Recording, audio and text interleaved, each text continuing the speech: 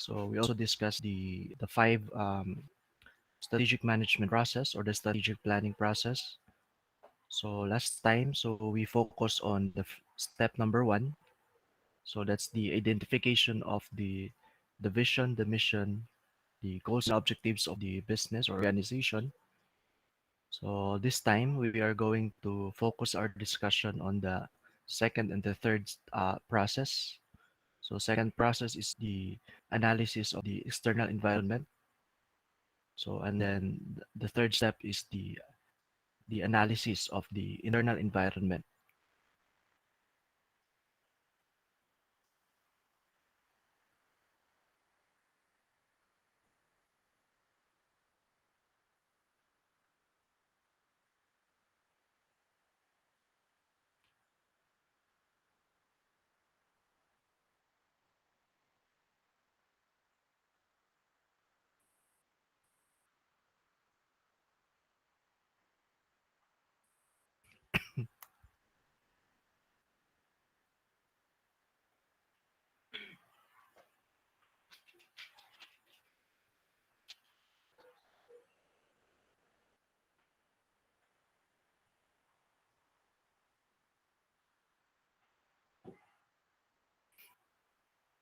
Okay, so the primary reason why we need to analyze the external environment is so that we can identify the opportunities and threats.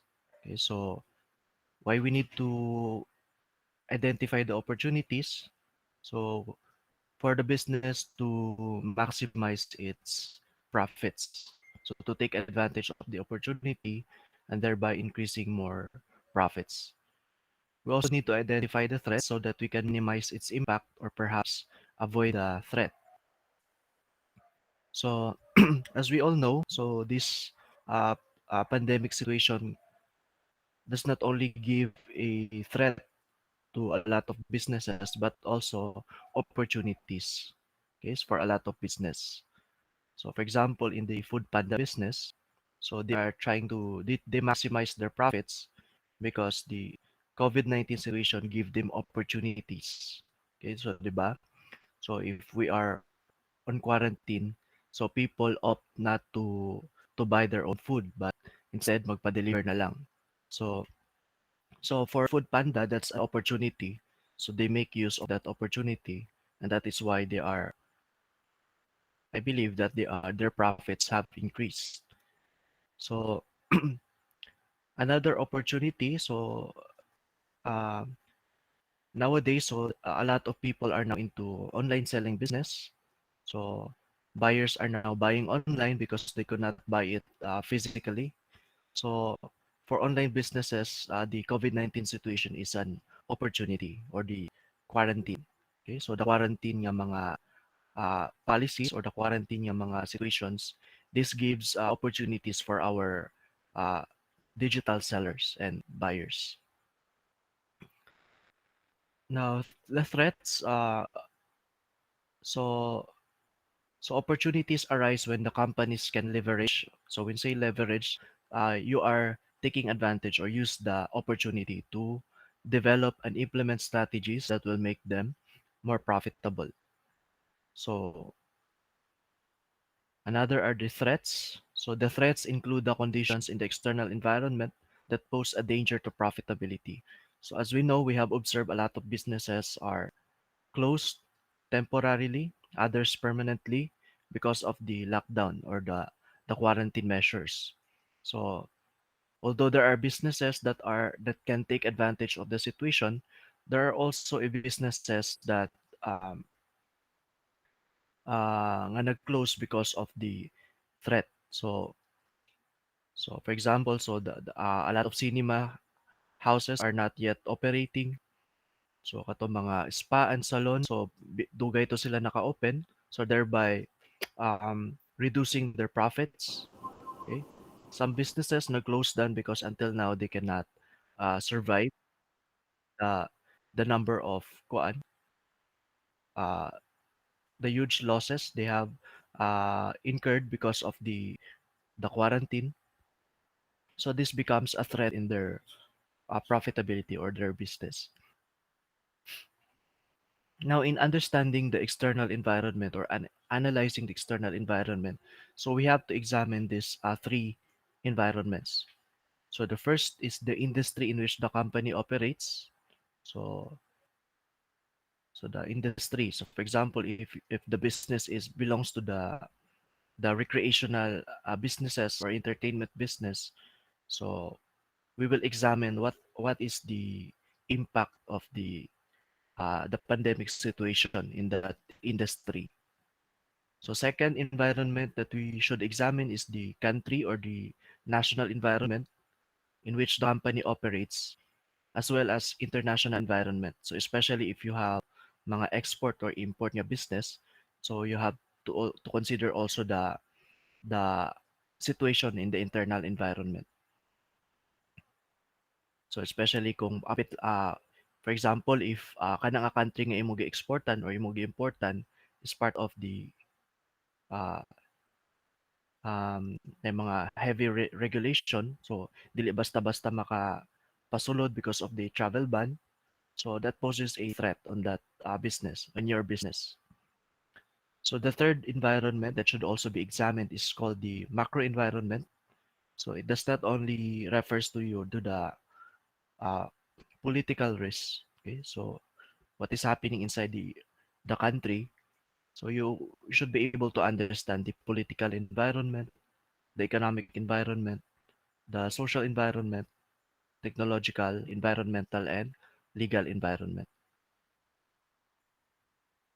So the first environment, industry. So let's define first what is an industry. So an industry is a group of companies that offer the similar products or services to satisfy the same basic needs of their customers. So you have your competition or your competitors have similar products or services, and you satisfy the same basic needs of the customers. So for example, if the business is a sari-sari store, so your industry is uh, all sari-sari store business. Okay, so if the business is into the grocery, okay, or convenience, kanang mga wholesale nga grocery, so their direct competitors are also mga grocery stores. So other companies in the same industry that serve the same basic needs are what we call mga direct competitors or closest competitors. So it is the first step in the external analysis. So understanding first your industry. So what are the opportunities? What are the threats in that type of industry? So the industry analysis involves the assessing the company's industry as a whole. So you understand the industry as a whole, and then you identify the competitive position within the industry. So kung ikaw ba ang leading ana nga competition, or you lag behind, or you're naka sa middle or the average. So you also try to understand the competitive positions of your major competitors or your major rivals. The second environment to examine is the national and international environment. So it includes the assessing the domestic situation, as well as the international political risks and the impact of globalization on competition within the industry.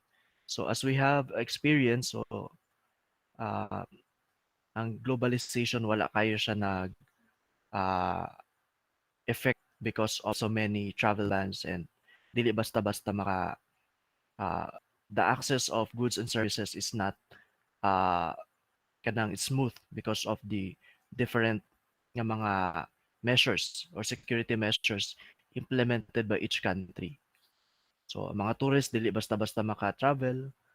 So they have to undergo rigorous nga uh, process before they can go to the place, to other place. So such as mga swab test or mga 14-day quarantine. So international political risk includes the obvious risk of government, so such as the expropriation. So expropriation means it's the government's seizure of private property with some minimal compensation offered. So generally not an adequate amount. So in the Philippines, the one who do the expropriation is the BIR. So especially if the business is not filing and paying taxes for a long or for a number of years. And war and pandemic, so it can cause the or it can affect the employee safety and create additional costs to ensure the employee safety. So businesses, so they have to implement the minimum nga mga health prescription measures, security measures such as magpalit og mga temperature scanner. So they have to put mga barriers sa tables. So of course lower ang ilang profit because they can only accommodate few people inside the establishment. And other organizations are or businesses are spending for the biweekly swab test of their employees just to make sure that their employees are safe. So third environment are the macroeconomic environment. So there are four factors or macroeconomic factors that can affect our planning and budgeting. So examples of these factors are first is the economic growth.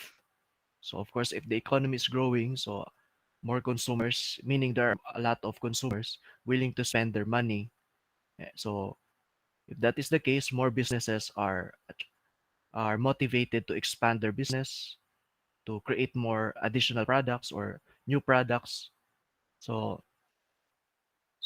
in economic growth, so the businesses are more enticed to expand their business. Whereas kung na ay economic decline or there's a decrease in the economic activity of the country, so our businesses are not attracted to expand their business. So they will just keep their money. So save their money perhaps for contingency plans or contingency fund, or they will invest their money somewhere.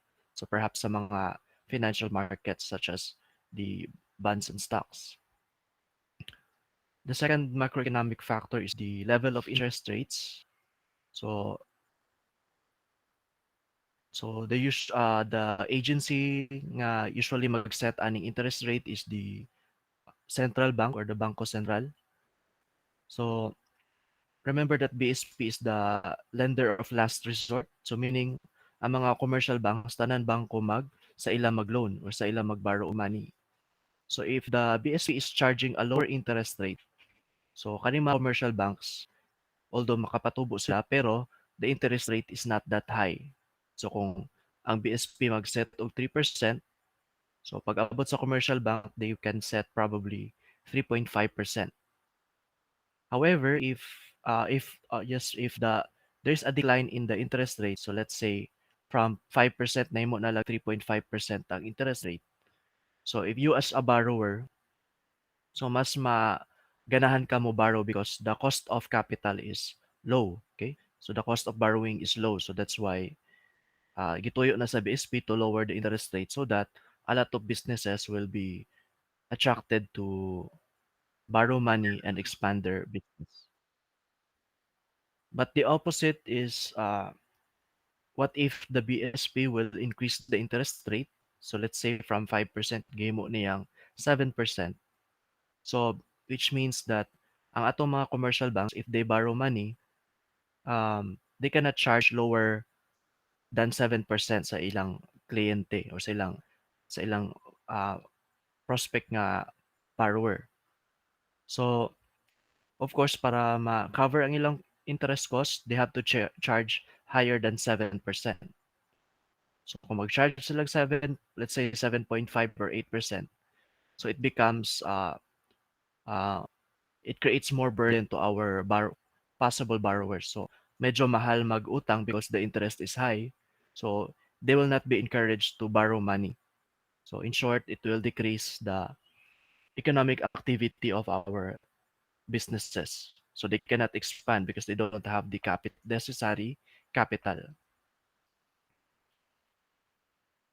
The third factor, economic factor, is the change in the currency exchange rates.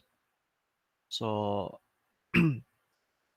so if you are a business nga nag-buy of raw materials from outside the country, let's say from US, and then you uh, then na kay na learn nga na kay na kuan nga news nga the exchange rate of the peso dollar decreases. So let's say sa una 50 pesos ang charge karon nahimo na lang 45. So if you are buying your raw materials from outside, that is a good news kay lower ang imong cost, lower ang imong expenses in buying those raw materials. But the problem is, what if dili ikaw ang gapalit but ikaw ang gabaligya sa ila? So the decrease in the exchange rate is a bad news for those businesses nga ga-export or ga-sell sa laing nasod, because it could mean nga gamay na lang ang pag-abot sa Philippines, gamay na lang ang value sa ilang revenue or ilang sales. Okay? So it depends on the business kung sa impact sa currency exchange rates. So of course, if the currency exchange rate mo taas, let's say from 50 na mo 55, it is good news for the businesses that are selling or for those businesses that are exporting goods. But of course, it's bad news for those who are importing their raw materials or goods from outside the country, especially sa US. The fourth macroeconomic factor is called the inflation and deflation. So inflation means it's the general increase in the prices of the goods and service in the country. So of course, a higher inflation, meaning the cost of your goods or your raw materials will also be higher. So your prices or your profits might decline. So duha man apagi kung na inflation, pwede ka ibaligya nimo a price at a higher price. But remember, a higher price means lower or lower quantity demand. So low ang consumers nga mopalit. So that will decrease your sales. Now deflation is the opposite of the inflation. So kung ang inflation is the general increase in the prices of our goods, the deflation is the decrease or the decline in the prices of goods and services. So inflation and deflation can both affect the business. Okay. So aside from the economic factors, so you may want to understand also the social factors such as the environmental issues and government, the legal, international, and technological factors that can affect the industry and the company. So dili lang economic environment ang tanawon, but also the others, the social factors, because this can affect also the operation of the business.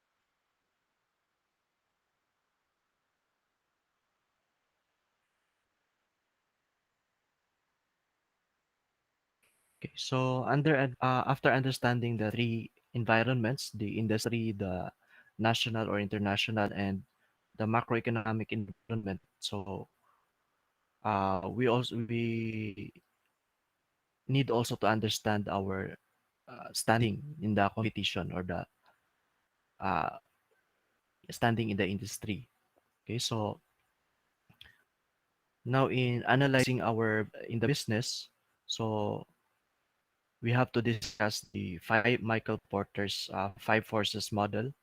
So kaning five forces model mo ni ginagamit sa mga marketing and even those strategic planners. So what are those five forces that affects um, our ability or our standing in the competition. Number one, it is the risk of entry by potential competitors. So, risk of entry meaning kung unsa siya kasayon mo sulod-an na competition or unsa ka difficult mo sulod-an na competition, that can affect also your survival in the competition.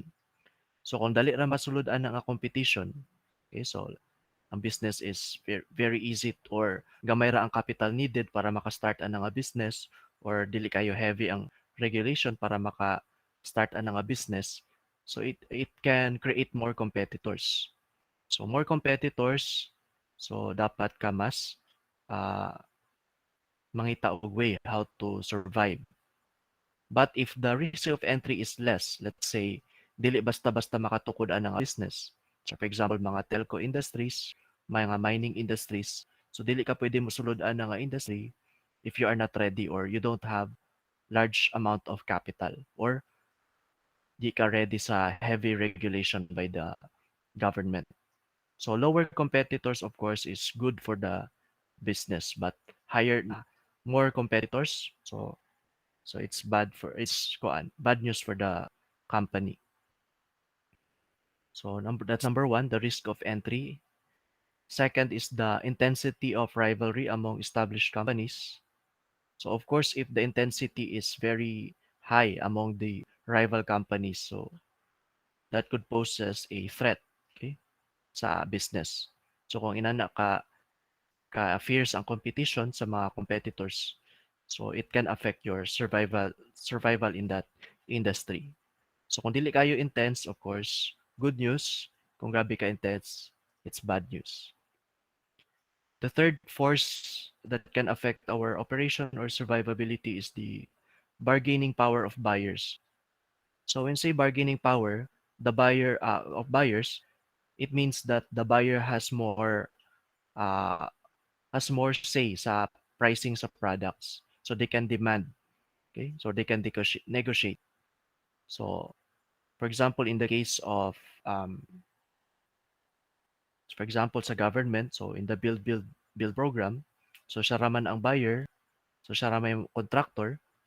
So the government has more say kung kinsay pilion niya. So daghan siya pwede mabutang sa kontrata, daghan siya pwede ma-negotiate because isa ra ka buyer. Okay? So kung powerful ang buyer, let's say isa ra ka buyer pero um, there are a lot of suppliers. So kanang a buyer has more bargaining power. Pero kung daghan mong buyer, tapos low ra ang supplier, or there are a lot of buyers in that industry, so the bargaining power of the buyers are low. Okay? Compared sa gamay ra sila. The fourth is the bargaining power of suppliers. So sa kaninga case, si supplier ang mas naay say sa pricing because there are only few suppliers and then dagay buyers. So if you have noticed in the case katong first few months nato sa quarantine, so first ECQ, so we have seen the rising prices of the face mask, the shields, the tanan nga related sa kuan sa COVID, okay? Even some medicines or katong ginatuuhan nga makaayo. So the prices of those goods increase because it is expected that the demand and the buyers will uh, consume or will have a higher demand. So kato nga time, we'd have no choice. There's a shortage. Okay? So sa suppliers can charge higher price. So si supplier ang mas naay say sa price sa goods and services. Even today, we are experiencing high prices of the meat. Okay, so because of the African swine flu, so mo na nga medyo titaas gyud ang presyo and we cannot do anything about that. So tay choice unless of course you shift your consumption sa vegetables and other products. So pero kung di ka mabuhi walay karne, so you have to buy it at the current price. So but in the case of monopoly, so sila gid ang pinakataas og bargaining power because sila raman ang gas supply. So example ani nga mga monopoly are the electric companies, mga water districts. So kung wala na sila intervention with the sa government, they can, charge higher prices. Okay? So number five, the closeness of substitutes to an industry's products. So if there are more substitutes in your product, so um, let's say you are selling rice nga specific ra nga quality sa rice imo ginabaligya, tapos the price of the other kind of rice naa sa imong competitor, tapos lower ang iyang price. So most likely, mas dagay mo palit sa substitute because ang quality is, let's say the quality is dili kayo inakalayo, tapos the price is very low. So that can affect your kuan. So kung mas dagay substitute goods ang imong product, so mas ah, dili kay ka maka-dictate as to the pricing. So those are the five forces. The risk of entry. Second is the intensity of rivalry. Third is the bargaining power of buyers. Fourth is the bargaining power of suppliers. And lastly is the closeness of the substitutes. So after the second step, so we now go to the third step. So kung ang product or ang output nato sa second step is to identify the opportunities and threats. So in the third step, it's about identifying the strengths and weaknesses of the business. So third step is analyzing the internal environment. So as we have discussed before, so the primary purpose why we do have strategic planning is to create a competitive advantage. So again, competitive advantage is what is your edge or what is your leverage over your competitors. So a firm can create competitive advantage if you are able to use your resources and your capabilities to achieve either a differentiation advantage or the cost advantage, or can be both, to create a superior value for the customers and superior profits for the company. So there are two types of strategy that a business can employ. So the first one is called the differentiation advantage. So kang mga business nga ga-employ ani, they are more focused on the increasing the quality of their products and services. So of course, quality comes with the price. So in increasing the quality of your goods and services, so it needs a lot uh, more money. So 'di ba? You need to have a research and development niya office or research and development expenses. Okay? Creating a new technology. So it involves costs. That is why those businesses that are employing differentiation advantage, taas lagi og quality pero grabe pud ka mahal. Okay, so for example, Apple products, so they are not really concerned more on the price, but they are concerned on the increasing the quality of their products. So what they are employing is an example of a differentiation advantage. So what is different? What is different? Unsay nakalain sa ilang product compared with their competitors. The second type of strategy that a business can employ is what we call the cost advantage.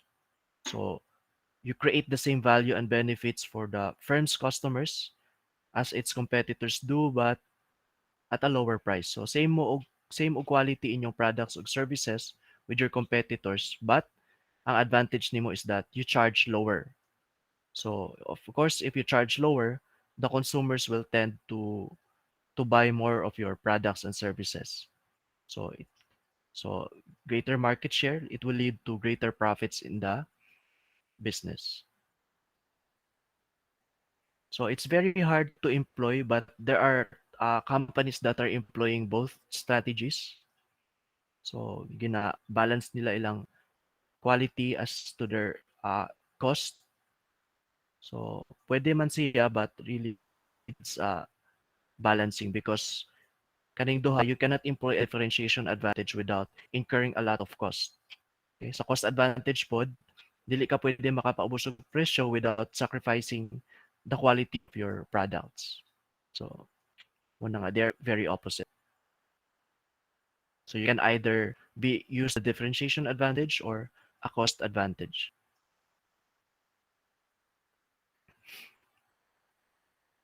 So distinctive competencies leads to your competitive advantage. So distinctive competencies, these are the strengths a company has that enable it to have either a differentiation advantage or a cost advantage. So what are your strengths that can enable you to do the differentiation advantage, or what is in the company that can lower the cost of their products or services? So the distinctive competencies can stem from two sources. So from your resources and capabilities. So when we say resources, these are the factors that enable a company to create value for its customers. So you create value for your customers through your resources. So your resources could be in the form of financial, the physical. So we say financial, this refers to the money. Physical, your machines. Social, human.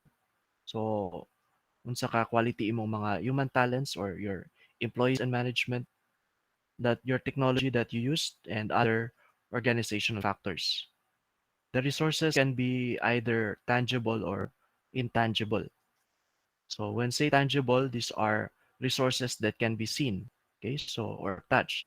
So things such as land, buildings, inventory, and cash. The intangible resources are the non-physical resources like the brand names, company reputation, intellectual property such as your patents and trademarks, and the employee's knowledge in handling the business. For fast food chains or in the restaurants, so pwede na to i-add as intangible resources ang mga secret recipes or the secret recipes of their menu.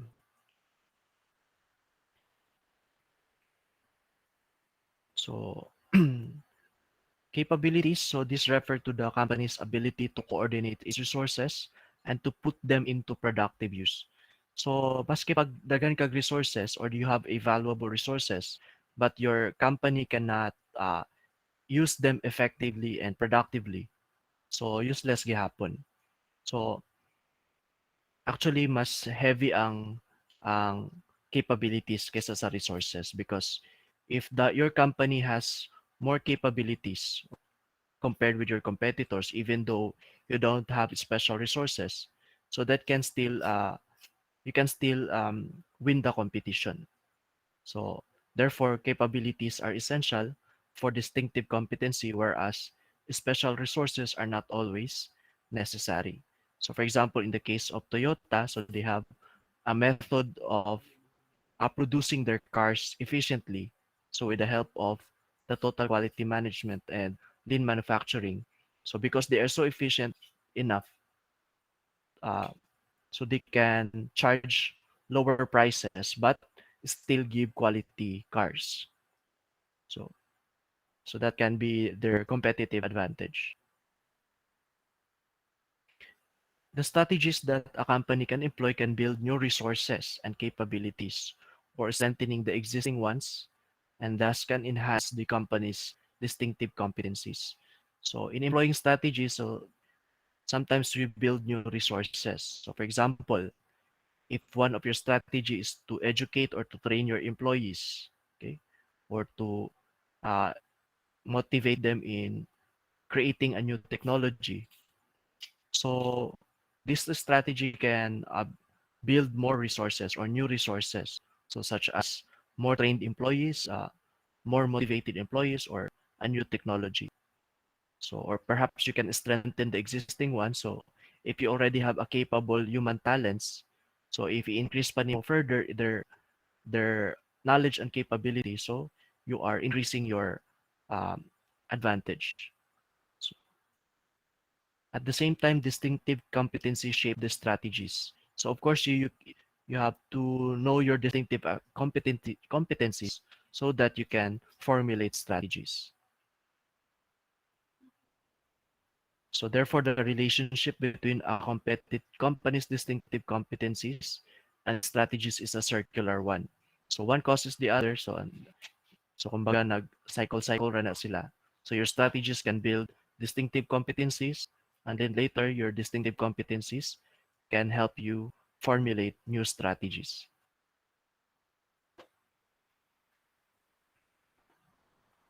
So distinctive competencies, profitability, and competitive advantage. So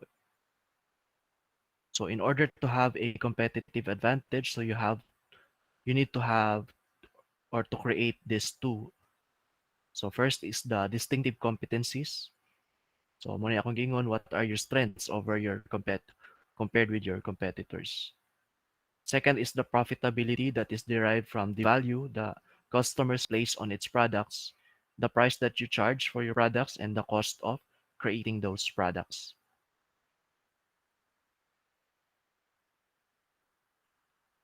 So there are four distinctive competencies that any business can pursue. So pwede any type of business, manufacturing, merchandising, educational institution, real estate business, or any type of business can pursue these competencies. So the first one is called the superior efficiency. So efficiency meaning uh, you can produce an output with the least amount of resources, or you can produce an output with the least amount of time. So it's called efficiency. So kumbaga low ang waste nga ma-produce but more output. So superior efficiency, second is the superior quality. So dapat the business should always pursue increasing their quality. So the third, in achieving superior quality, so dapat ang imong raw materials, your input must also be quality. The manufacturing or the process of converting the raw materials is also quality so that you can produce quality products. Third generic nga the competency is called the superior innovation. So the business should not stop learning or innovating their products and service para dili siya mabilin sa industry. So we have observed a lot of businesses nga nabagsak ni fall because they could not innovate. Okay? So if they stop innovating, so that's uh, a danger sa ilang kuan business. And another is the superior customer responsiveness. So it's not only the efficiency, quality, and innovation ang dapat i-pursue sa business, but also they have to strive to give a superior customer responsiveness. So remember taking care of the customer is the priority so that the customers will give more money for or profits for the business. But again, you cannot be responsive to customers if your employees are not also well taken care of. So the customer responsiveness begins with the your treatment with the employees. So how will you take care of your employees? That will reflect also how the employees will take care of the customers. And of course, the customers, if well taken care of, so it will take care of the business.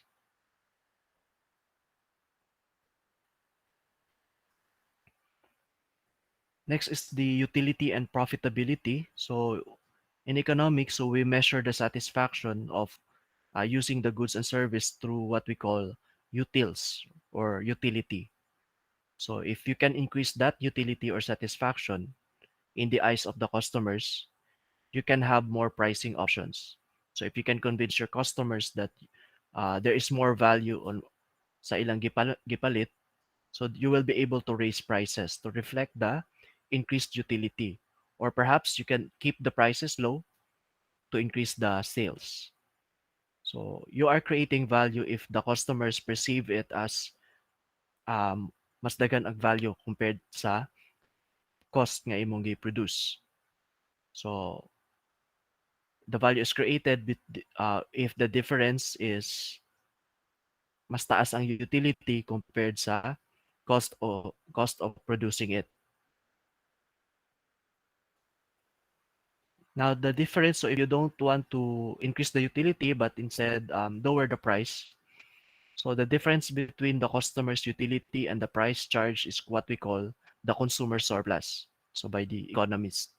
So kaning consumer surplus mo na ginagamit sa mga salesperson or marketing person to entice you to buy their products and goods. So we say consumer surplus, so ang perceived nga satisfaction out from that good is higher compared sa price. So mo bitaw ng usahay mo tan-aw ta sa mga goods. So let's say mo mosuroy-suroy ka sa mall and then you have already a perception of pila kay possible price ani nga goods. So kung mas taas ang imong expected price compared sa actual price, then there is what we call a consumer surplus. And usually, mobile ang mga kliyente pag na ay consumer surplus. Pero baliktad po if they're expecting a price tapos ang actual price is higher, mo na maingon sila mahal. Pero that can be remedied if the salesperson can provide more information convincing the clients nga there is more value sa ilang gipalit. Okay? So usually the marketing person are using the consumer surplus to attract more consumers like uh, mga discounts, mga sale, mga promo, mga buy one take one. So this is actually tricking our minds to buy their company by believing that we have a consumer surplus. If the company is able to lower the cost, then it can create more value for its customers. So we can also create value by lowering the cost. So alternatively, the company makes the product or service more valuable. So you can make the product more valuable through superior design, the performance, the quality and service. So the quality is also creating more value for the customers. So more value, more utility. Therefore, more clients are willing to pay a higher price. So for example, in a case of mga Apple products, so daghan siyang mga features nga wala, na quality nga superior compared with the other competitors. That's why a lot of consumers are still willing to pay a higher price. So thus, a company has a competitive advantage over the competition if you can create more value for the customers than your competitors.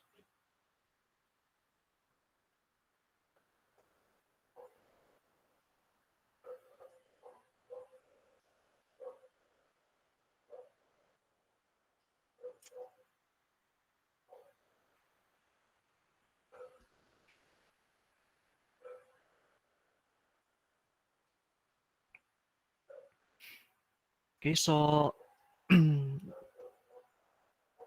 the output of the strategic planning is not only to create a competitive advantage, but uh, to make sure that that competitive advantage is not temporary. So dapat we can sustain that competitive advantage. So remember that other companies are also seeking to develop competencies. So your competitors might or will imitate your strategy or will imitate a successful company. So if they can imitate your strategy or it can imitate your actions, then it can limit your success. Okay, so or your ability to profit from your competitive advantage will be short-lived or temporary lang. So the durability or the strength of the competitive advantage depends on the three factors. So first, there should be barriers to imitation. So kung dali ra ma-imitate imong product or service, so therefore your competitive advantage is very weak. Pero if there is a there's a barrier to imitation such as, let's say, kung naka-develop ka vaccine tapos there is a patent. Okay, so fortunately wala tay patent sa mga COVID-19 vaccines. Kaya kung naa pa lang, other companies will not be able to ask Pfizer to imitate their strategy or their techniques. So if there is a patent, so it will increase the barrier to imitation. So those companies who have patented products or service will enjoy a long number of years before other competitors can imitate their products and service.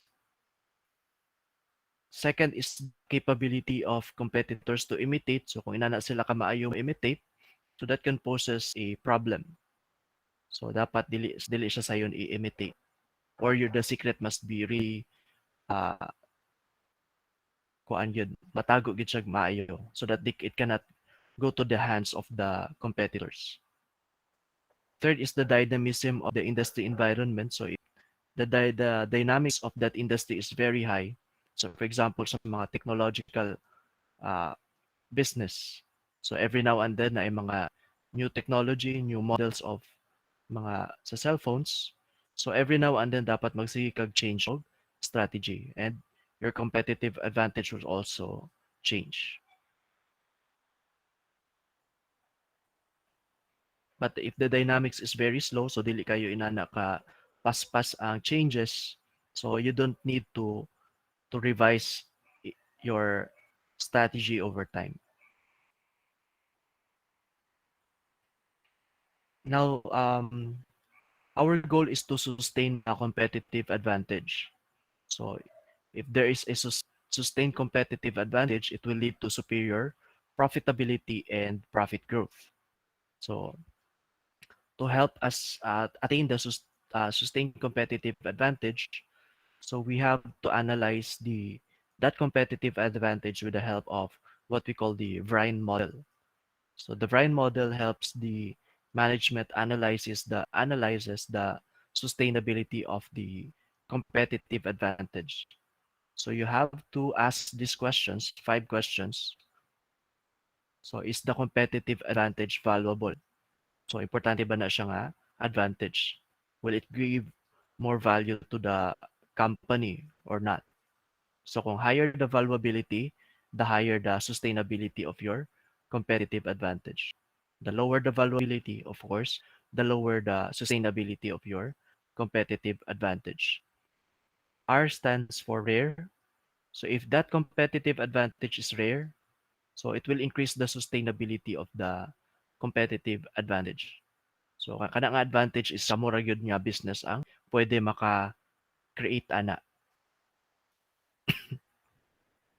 I stands for inimitable. So your competitive advantage, dali ra ba siya imitate or dili? So kung dili siya dali i-imitate, it will increase the sustainability of the competitive advantage. Whereas kung opposite po, dali ra siya ma-imitate, your competitive advantage is uh, temporary lang na siya. Dili na siya magdugay. So you need to revise again your competitive advantage once ma-imitate na imong strategy. Letter N stands for non-substitutable. So is your competitive or your products is cannot be substituted with other goods.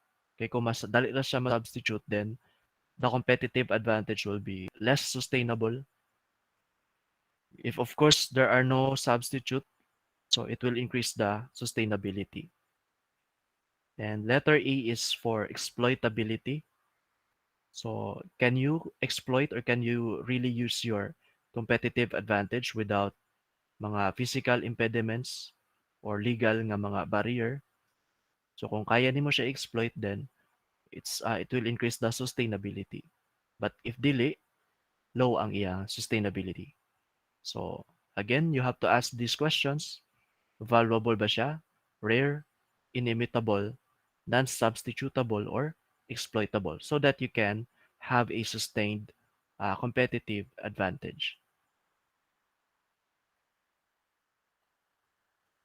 So even though you have already formulated strategies, but the real challenge is not really on the more on the formulation, but on the implementation of the strategies.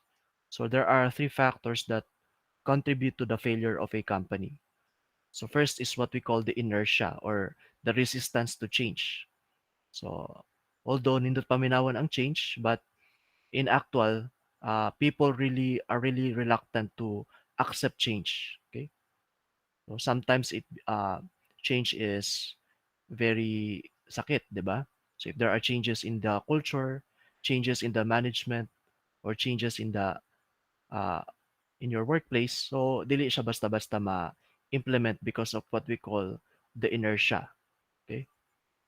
So we have to the actually the solution for this is to communicate with your employees. Okay? Or the management should have a good communication skill so that they can have a smooth transition to the changes.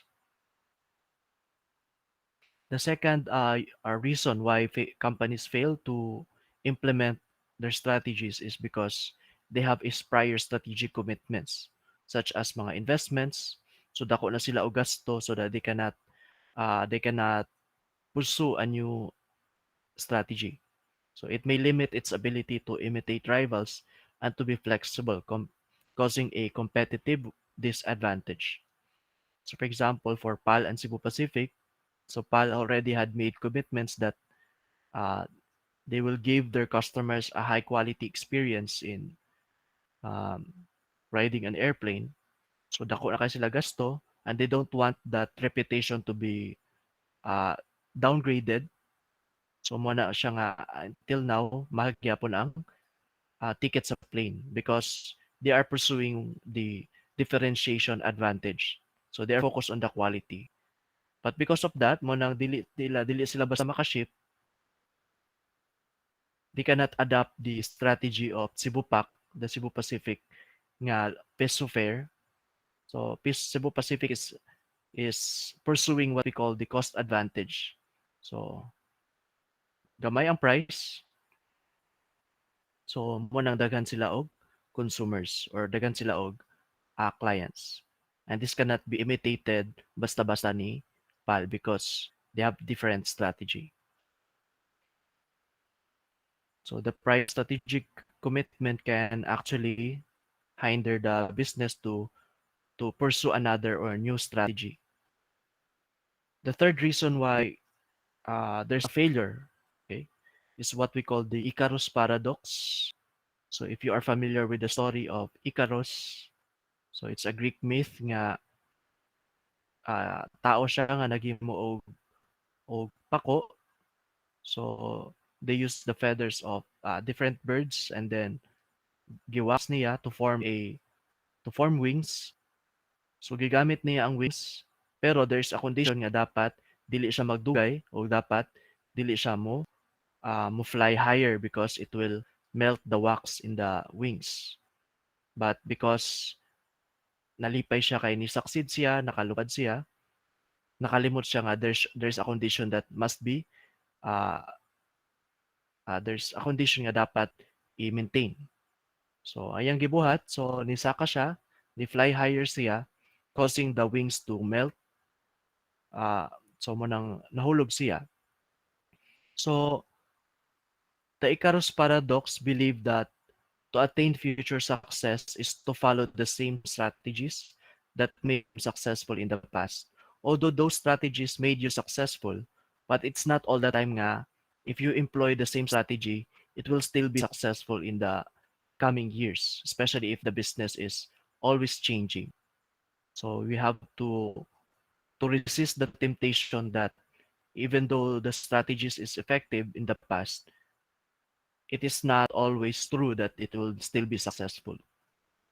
So they can become the business becomes so specialized and inner directed that they lose sight of reality and of what is needed to maintain their competitive advantage. So this happens to Nokia. So Nokia believes that there's the wala makakuan sila, makapildi sa ila, that their strategy is will will test will really sustain the test of time.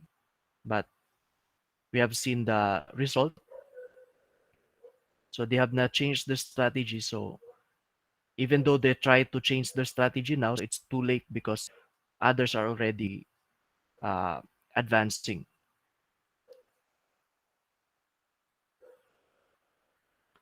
So in order to avoid the failures, so managers can use these tactics. So you can focus on all for generic building blocks of competitive advantage. So you have always to attain this so you must strive to attain this for generic building blocks: superior efficiency, superior quality, superior innovation, and superior responsiveness to customers. So if you always strive to become superior, so it will decrease the chances of failure. Second is to practice continuous improvement and continuous learning. So the business must not stop improving and they must not stop learning.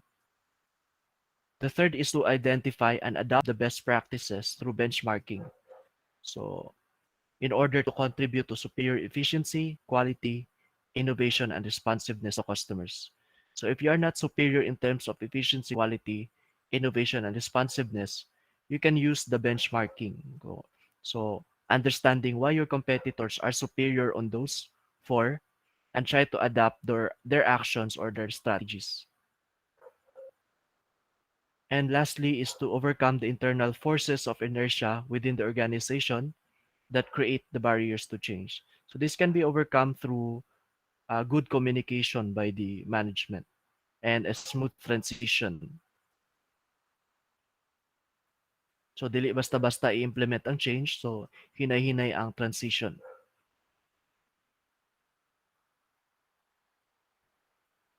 So next is the importance of the company's business model and the strategic planning. So the business model is the manager's idea of how the set of strategies and capital investments the company makes should fit together to generate the above average profitability and at the same time the profit growth. So although the business model can affect your strategy. So for example, there are two restaurants, same neighborhood, and then they're both serving meals. However, they have different business models. So si Restaurant A, target niya mga high-end niya customers. So that's why they need to have a flash, very grand niya decoration, extremely competent and the solicitous ng mga staff, and of course the high value menu. So mahal ang mga prices sa ilang food because they are serving mga high-end customers. Sa Restaurant B targets families who want good at a very reasonable price. So, ang iyang market is mga families who only want good food at reasonable price. So, Restaurant B is a cafeteria where the diners select their own food, so buffet style, and carry it to their tables. So, because they have different models, so they cannot have the same strategy. So, a strategy in Restaurant A is how to increase their high-end customers, whereas in Restaurant B, how to cater those families who want only reasonable, who want only good food at a very reasonable price.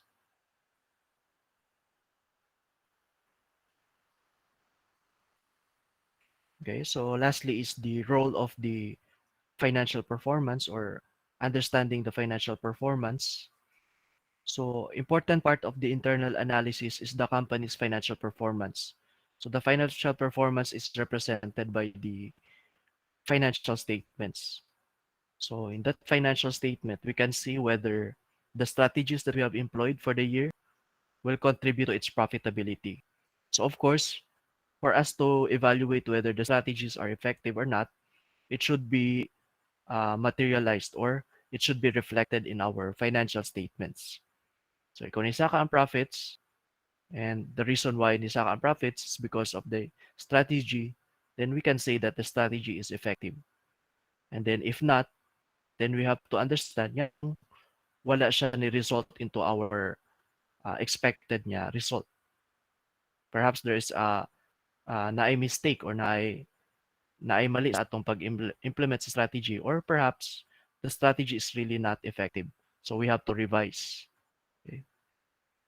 So comparing or benchmarking the company's current financial performance against that of the competitors, so you can actually see whether you are better than competitors if you compare your financial performance against the financial performance of your competitors. Or you can compare your current performance with your own historical performance or your performance in the last year or last years. So using the financial statement analysis. So you can help the management understand what is going on in the company and identify the strengths and weaknesses. So it's not enough that we formulate and implement strategies. We have to evaluate whether our strategies are effective or not. So we can only assess whether it's effective or not if it really resulted into increased profitability.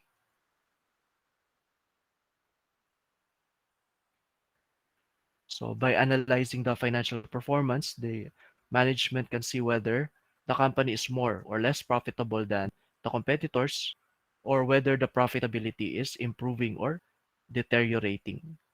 So analysis will also help the management to see whether the strategies are really maximizing the value creation, or whether the company costs are really decreasing compared with those of competitors, and whether the company's resources are being used effectively and efficiently.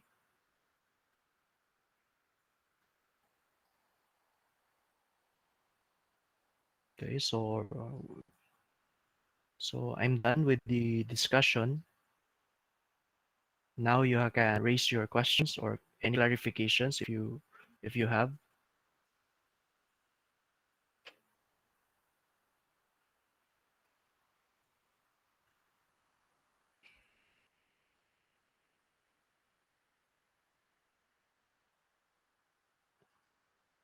Okay, you can use the chat box or you can use your mic to ask questions.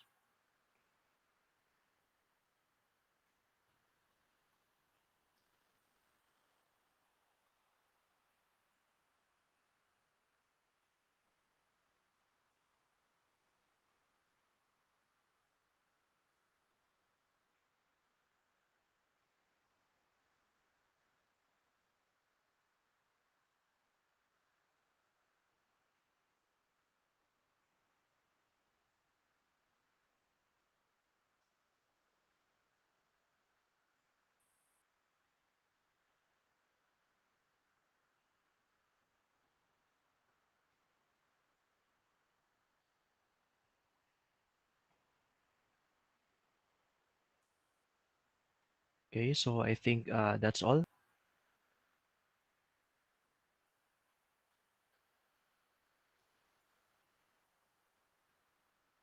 Okay, so see you next Monday for the continuation of the discussion. Okay, so thank you everyone for attending. Okay, class dismissed. Thank you, sir. Thank you, thank you.